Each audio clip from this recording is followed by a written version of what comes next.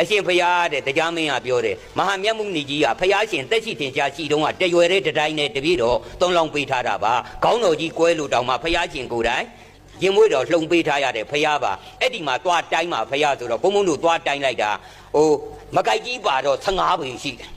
အဲ့တော့မကိုက်လွတ်ပါဖရာတဲ့ဆိုတော့ဒီအတွင်းလေးကသတုံးလေးခေါ်တဲ့ရောင်လျံတော်ခေါ်တယ်နော်အဲ့ဒီရောင်လျံတော်အထိတိုင်းတာ12ပေအဲ့ဒါအဲ့12ပေဆိုမတ်တက်ရလိုက်ခြင်း24ပေကျော်မယ်သဘောပေါက်လား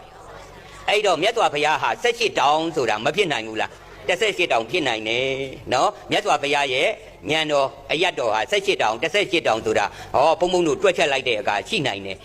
မြတ်စွာဘုရားဆိုတာတာမန်လူတယောက်ဖြစ်နေမှုရပါနော်သိကြတာကတော့ရတော်ရရနဲ့တောင်အိမ်တော်ကြသွားဖို့ပါတယ်အဲ့လောက်စဉ်းစားကြည့်ရင်သူ့လိုငါလိုအရာအမောင်းဆိုတာကမ္မလို့ရပါတယ်နော်အခုဘုရားကာယကဇေတဝန်ကျောင်းကိုတွားကြည့်မယ်ဆိုရင်ဘုရားတရင်သုံးတဲ့ကဏ္ဍကုတိတိုက်တကား6ပေခွဲပဲရှိပါတယ်နော်ဘုရားတို့ဝိနည်းထဲမှာ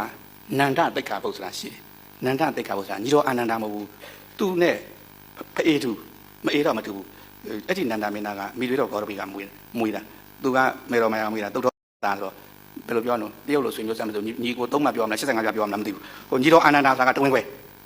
နော်အဲ့ဒီညီတော်လည်းရုပ်လဲတူတယ်အရက်လဲတူတယ်ဒါကြောင့်နဗီက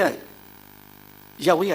ခြေချီဝါကြည့်လာတဲ့ကညီတော်အာနန္ဒကိုတွေ့လိုက်တာနဲ့ဘုရားထင်ပြီးတော့ကုန်းဦးချကြလို့အာရှင်ဘုရားမှလို့ဘုရားရှင်ဘုရားညီတော်ကိုဦးချလိုက်ရတာအဲ့လိုပြောမှ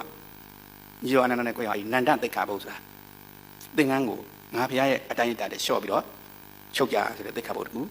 ပြညတ်ပါတယ်အဲ့ဆိုရင်ဆိုတာကအဲ့ဒီနန္ဒယဟန်နဲ့ဘုရားဟာအယတ်တူပါပဲ